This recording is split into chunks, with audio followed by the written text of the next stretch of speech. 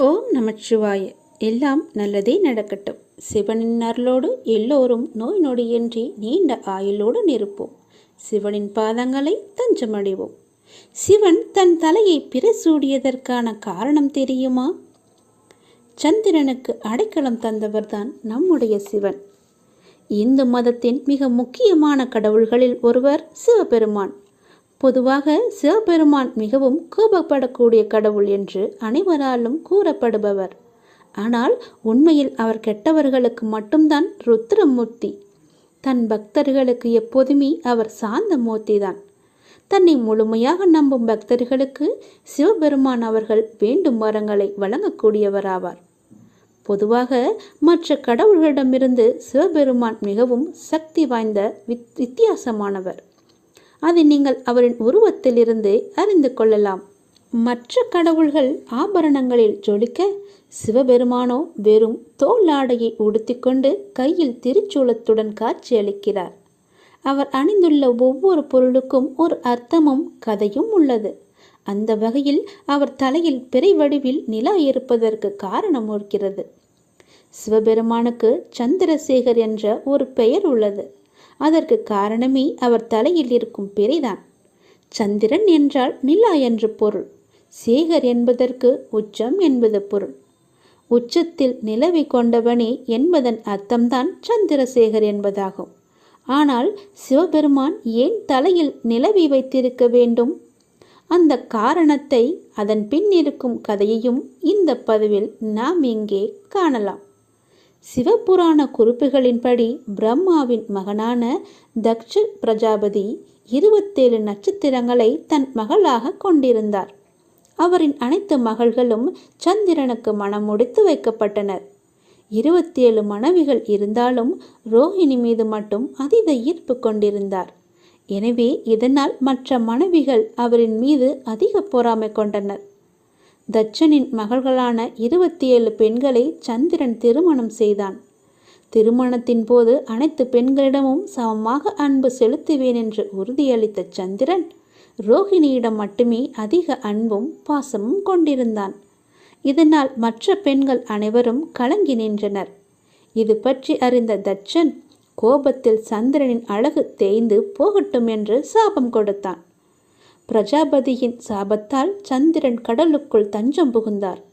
நிலவு இல்லாததால் இயற்கையின் சமநிலை சீர்குலைந்து இயற்கையை சார்ந்திருந்த அனைத்து உயிரினங்களும் இதனால் பாதிப்படைந்தனர்.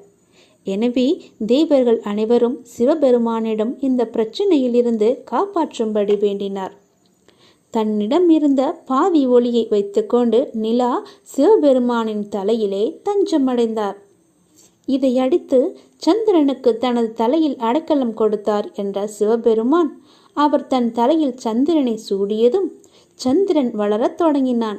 இப்படிதான் தேய்பிறை வளர்ப்பிறை என்று உருவானது. சிவபெருமான் பாதி ஒளி பொருந்திய நிலவை தலையில் அணிந்து கொண்ட பிறகு தன் சக்தி மூலம் அடுத்த 15 நாட்களுக்கு நிலவின் ஒளியை அதிகரிப்பதில் வெற்றி கண்டார். அடுத்த 15 நாட்களில் நிலா மீண்டும் தேயத் தொடங்கியது. அதுதான் அமாவாசை பௌர்ணமி. சிவபெருமான் மகாகால் என்று அழைக்கப்படுகிறார்.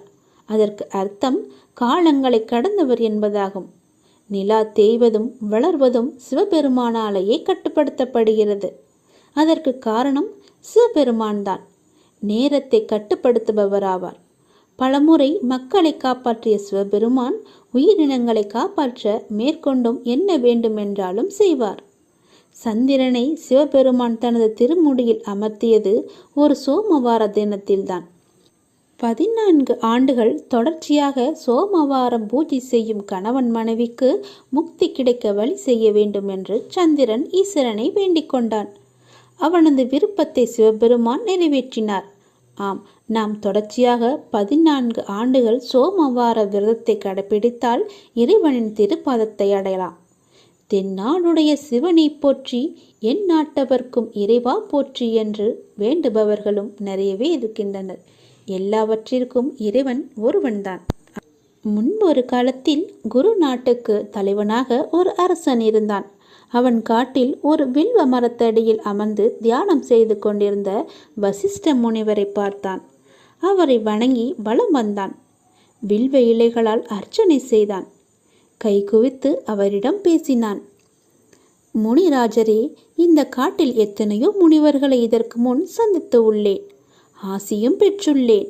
ஆனால் இதுவரை காணாத ஒரு நிம்மதியை உங்களை கண்டதும் நான் அடைந்தேன். என் மனம் ராஜயோகம், இல்லற வாழ்க்கை போன்றவற்றில் சிக்கி கிடக்கிறது. எத்தனை முறை முயற்சி செய்தும் இறைவனின் மீது பூரணமாக என்னை ஒப்படைக்க முடியவில்லை. உங்களை பார்க்கையிலே நீங்கள் ஒப்பற்ற இறையாளர் என தெரிகிறது எனக்கு. இல்லற வாழ்வில் கட்டுண்டவர்களுக்கு பூரணமான இறை சிந்தனை அடைய ஏதாவது வழி இருக்கிறதா என்று கேட்டார். வசிஷ்டரோ புன்னகையுடன் அரசனை நோக்கி, அரசனே, இல்லற வாழ்வு நீங்க வேண்டுமென்றால் பசு பாவங்களை விலக்கி அருள்பவரும் காலகாலமாகும் மகாருத்ரமாகிய பசுபதியை நாள்தோறும் வழிபட வேண்டும். தினமும் நீ சிவரட்சனை செய்ய வேண்டும். இதனால் மட்டுமே பாசம் அழியும். வேறு ஒரு செயலும் அதனை அழிக்க இயலாது. அரச போகத்தை விட்டுவிட்டு இங்கு வந்து சிவபூஜை செய்ய நிச்சயம் முக்தி கிடைக்கும் என்றார். சிவனை அர்ச்சிப்பதன் மூலம் நீர்க்குமளி போலவும் காணல் நீர் போலவும் காணந்தோறும் மாறிக்கொண்டிருக்கும் இல்லறமாகிய துக்க பொருள்களை சுகம் என்று எண்ணி மாயையில் சிக்கி கலங்க வேண்டாம். சிற்றின்பங்களில் மனதை அலைப்பாய விட வேண்டாம். அதை தோற்றுவிப்பனும் சிவனே. எனவே எதன் மீதும் பெரும் ஆசை வைக்காமல் சிவபூஜை ஒன்றையே செய்து வா. சிவன் பேரானந்தத்தை அளிப்பவனும் ஆனந்தமனாகிய பரமசிவனே அவனே ஆவார். அரசன் குழப்பம் நீங்கியவனாக முனிவரை பார்த்து, சிவனின் இருவகை நடனம் பற்றி உங்களுக்கு தெரியுமா என்று பவ்யமாக கேட்க, வசிஷ்டரும் இவ்வாறு அந்த கதையை சொன்னார். இறைவன் இருவகையாக நடனமாடுகிறார். ஒன்று ஞான நடனம்.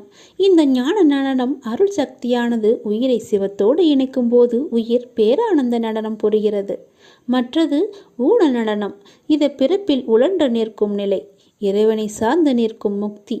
இந்த நிலை ஞான நடனமாக. இவ்விரண்டிற்கும் இடையில்தான் உயிர் உள்ளது என்று விளக்கி சொல்லவும் ஐயம் தெளிவடைந்த அரசன் அவரை வணங்கிச் சென்றான். ஊன நடனம் ஒரு பால் ஒரு பாலா, ஞான நடனம்தான் நடுவே நாடு. இப்படி திருவருட்பாவில் ஒரு பாடல் வரிகள். ஊன மற்றும் ஞான விஷயங்களில் நடுவே எதையாவது ஒன்றை பற்றி நிற்கும் இயல்பை உடையது ஆன்மா. அதாவது ஆன்மாவின் இயல்பு என்னவென்றால் அது எதை சார்ந்து இருக்கிறதோ அது போல் அல்லது அதாகவே ஆகிவிடும். ஆன்மா முன்பு செய்த தவ பயனால் இதுவரை உள்ளிருந்து இறையின் இருத்தல், பின்னர் ஒரு கட்டத்தில் குருவாக வெளியில் தோன்றுவர். குரு தன் சிஷ்யனாகிய சீவன் அறிய வேண்டியதை அவன் அறிவில் பொருத்தி அறிவிப்பார். குருவின் உபதேசத்தால் ஆன்மா சிவனின் திருவடியையே சேரும். இதுதான் பொருள். சிவனின் ஊன நடனம் பாச ஞானத்தையும், ஞான நடனம் பதி ஞானத்தையும் ஆன்மாக்களுக்கு கொடுக்கிறது. பதி ஞானத்தையும் பாச ஞானத்தையும் ஒரே சமயத்தில் ஒன்றாக பெற முடியாது. காரணம், பந்த பாச சேற்றில் சிக்கியிருக்கும் மனித மனம் ஞானத்தை அத்தனை எளிதில் அடைந்து விடாது. அதையே பற்றி இருக்கும். ஆன்மா அதை விட்டால்தான் பதிஞானம் கிடைக்கும்.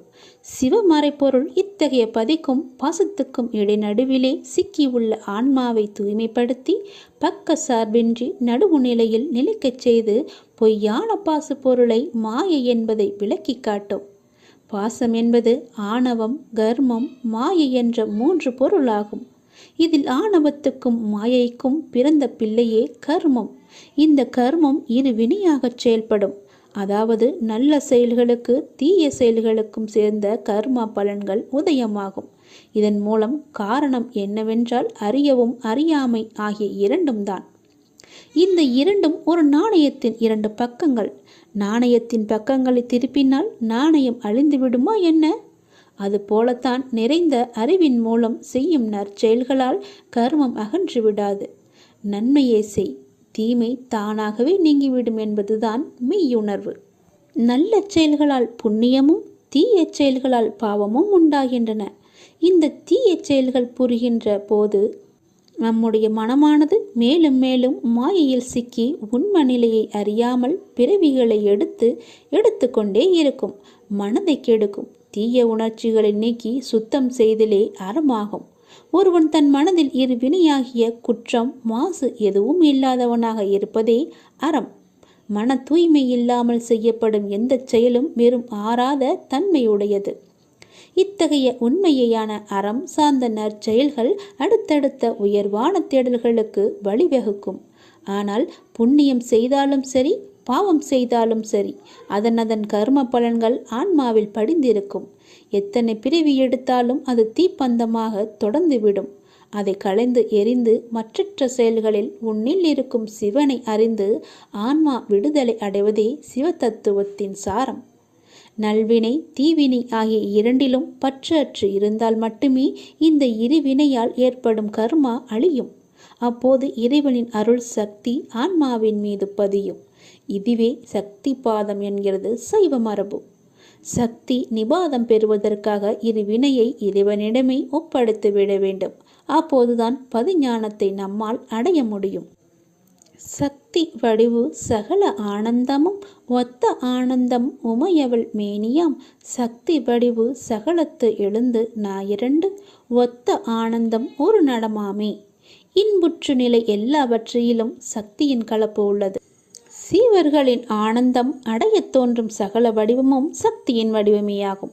சிவனது அறிவில் சத்தாக சித்தாகவும் ஆனந்தமாகவும் நிறைபெற்ற ஆனந்தமே உமையாலையின் திருமேனியாகும். சக்தியினது வடிவு சீவர்களிடமிருந்து விளங்கி சிவனும் கலப்பதில் உண்டாகும் ஆனந்தமே ஒரு நடனமாகும். சிவன் சத்தாகவும் சித்தாகவும் ஆனந்தமாகவும் உள்ளது. சிவன் சிவத்தை விரும்பி அதில் திளைப்பதில் சிவனும் சத்தமாகவும் சித்தாகவும் ஆனந்தமாகவும் ஆகிறது. சிவன் முற்றிலும் சத்து சித்து ஆனந்தம் ஆகிவிடில் சிவனே சிவனுக்கு சக்தியாகிவிடும். அப்போது இரண்டும் ஒத்த நிலை அமைகிறது. சிவனும் சீவனும் ஒத்த நிலையில் விளையும் ஆனந்தமே அற்புத நடனமாகும். அனுதினமும் நொடிதோறும் சுவாசமே சிவனாக இருக்கும் நிலைதான் உண்மையான ஆன்மீக நிலை. ஓம் நமச்சிவாய என்ற நாமம் இயல்பாகவே உன்னுள் உரைத்திருக்க வேண்டும். நமச்சிவாய என்ற நாமத்தின் விரிவாக்கம் சொல்கிறேன், கேட்டுக்கொள்ளுங்கள். நமச்சிவாயத்தில் ந என்ற எழுத்தின் பொருள் அங்கி எனப்படும் நெருப்பு. ம என்பதன் பொருள் மிதிக்கப்படும் முயல்கள். சி என்பதன் பொருள் துடு. வா என்பதன் பொருள் வீசுகரம். ய என்பதன் பொருள் அபயகரம். நமச்சிவாய என்பதின் பொருளே இதன் அர்த்தமாகும். உலக வாழ்க்கையில் வாழும் மனிதர்கள் இல்லறத்தில் இருந்து கொண்டே விலகி இறைவனை உணர வேண்டும். அதற்கான வழிமுறைகளை தேட வேண்டும். மனதில் ஒலிக்கும் ஓம் என்ற பிரணவ ஓசையை உணர்ந்து அதனை சிவத்தின் திருநடன ஒளியாக உணர்ந்து அதனுடன் ஒன்றியிருக்க வேண்டும். சிவனையும் அவன் அருளையும் மட்டுமே நினைத்திருக்க ஆன்மா வயப்படும். வேற்று எண்ணங்கள் உலக மாயைகள் நீங்கி இறைவனை மட்டுமே எண்ணும்போது இறை உணர்வு இயல்பாகவே நமக்குள் உறைந்துவிடும். நம் இயல்பிலேயே சிவனை அடையும் கருவிகளில் நமக்கு இருக்கிறது. அக்கருவிகளை கொண்டு முயற்சி செய்தால் இறை தானாகவே வழிகாட்டும். சிவனை அறிதலே வாழ்வின் ஒட்டுமொத்த தேடலின் பயன். அவனை உணர்தலே இன்பம். சிவத்துக்குரிய எல்லைகளை வார்த்தைகளால் விளக்கிச் சொல்ல இயலாது. ஆன்மாவால் சொற்களால் புரிந்து கொள்ள முடியாது. சிவதாண்டங்கள் எத்தனை என்று தெரியுமா? சிவதாண்டவங்கள் 108 உள்ளன. அதில் 12 தாண்டவங்கள் சிறப்பானவை, அனைவரும் அறியக்கூடிய. இந்த 18ம் அறிய வேண்டிய அற்புத பொக்கிசம். ஆனந்த தாண்டவம், சந்தியா தாண்டவம், சிருங்கார தாண்டவம், திரிபுர தாண்டவம், ஊர்த்துவ தாண்டவம், முனி தாண்டவம், சம்ஹார தாண்டவம், உக்ர தாண்டவம், பூத தாண்டவம், பிரளய தாண்டவம், புஜங்க தாண்டவம், சுத்த தாண்டவம். இந்த 12 தாண்டவங்கள் தான் மிகவும் சிறப்பு வாய்ந்தவை, அதி முக்கியமான அற்புத பொக்கிசமானவை. சிவனின் பாதங்களில் நாம் தஞ்சமடைந்தால் கவலையின்றி சந்தோஷமாகவே வாழலாம். உனது துயரங்கள் எல்லாமே விரைவிலேயே ஒரு முடிவுக்கு வரப்போகிறது. தேவையில்லாமல் உன்னுடைய கண்களை நீ கலங்க வைக்காதே.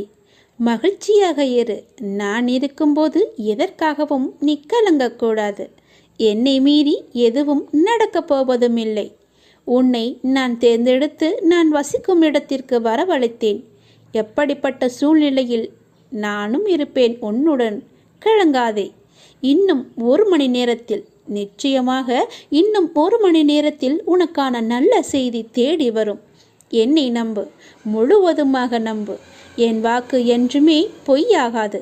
எந்த சூழ்நிலையிலுமே நான் உன்னை பொய்யாக்க மாட்டேன்.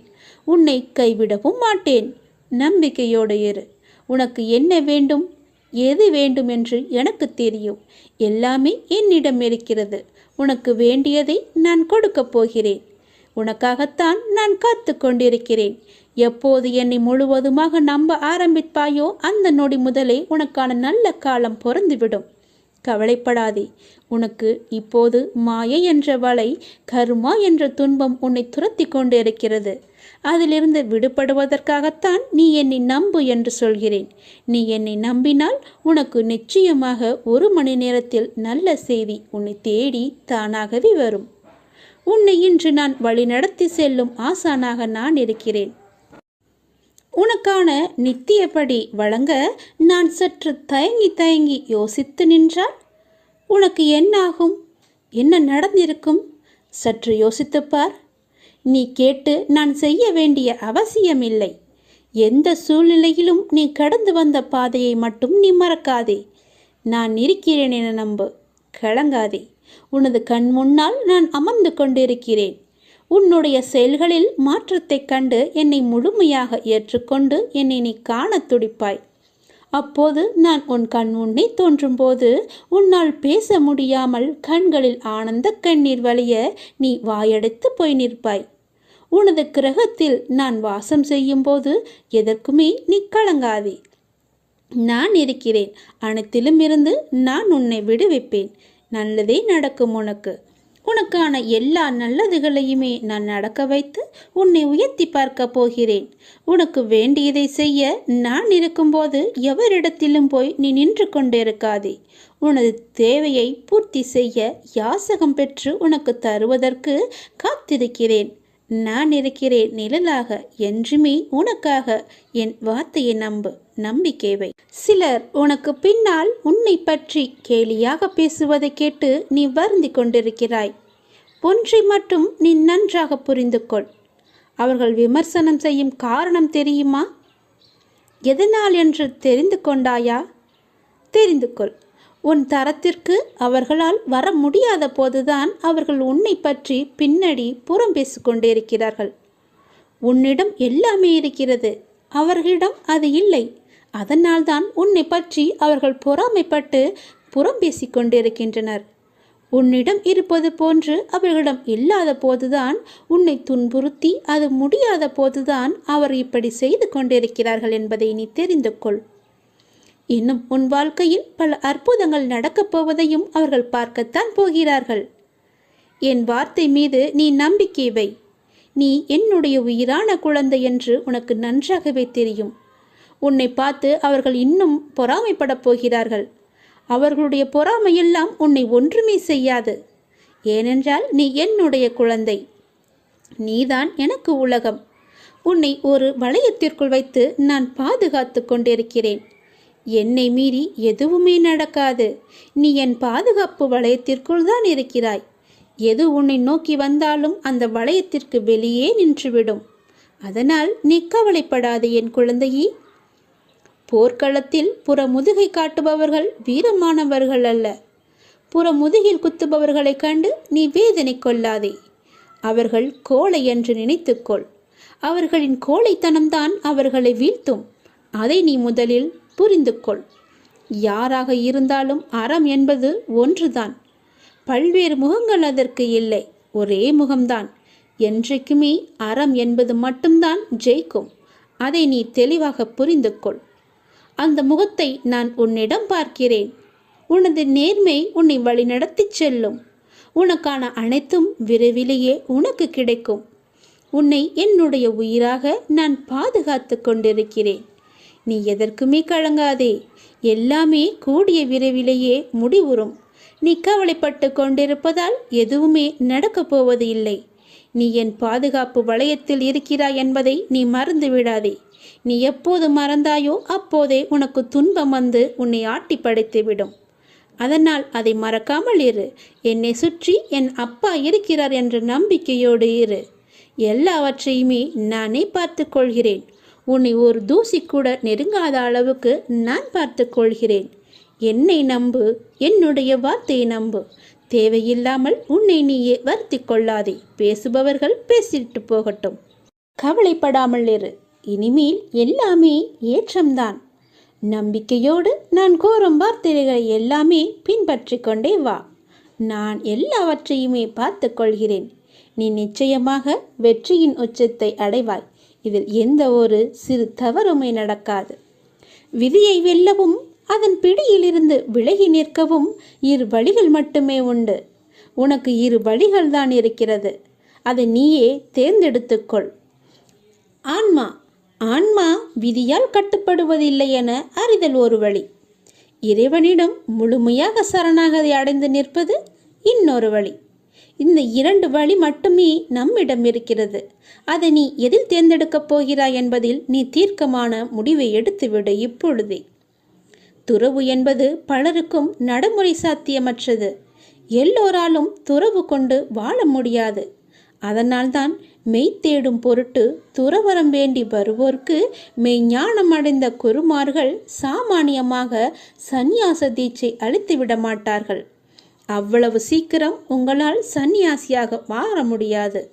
ஏனென்றால் அவளுடைய பொறுப்பு என்பது நிறையவே இருக்கும்.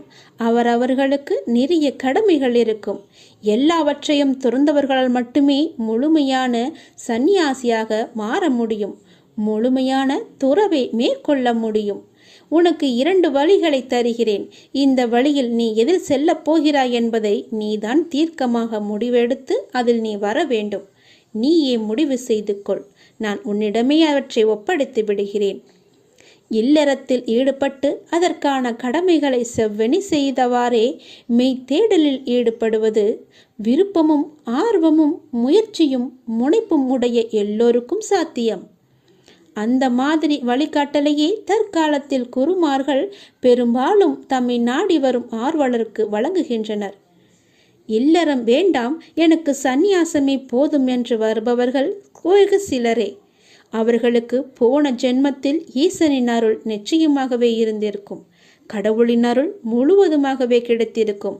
அவர்களால் மட்டுமே முழுமையான சந்நியாசத்தை அடைய முடியும்.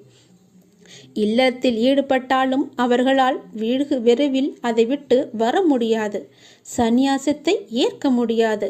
துறவை மேற்கொள்ள முடியாது. அவர்கள் சந்நியாசம் வேண்டும் என்று வந்தாலும் அவர்களுடைய முழு நினைப்புமே அவர்கள் இல்லறத்தை மட்டுமே நினைத்து கொண்டிருக்கும்.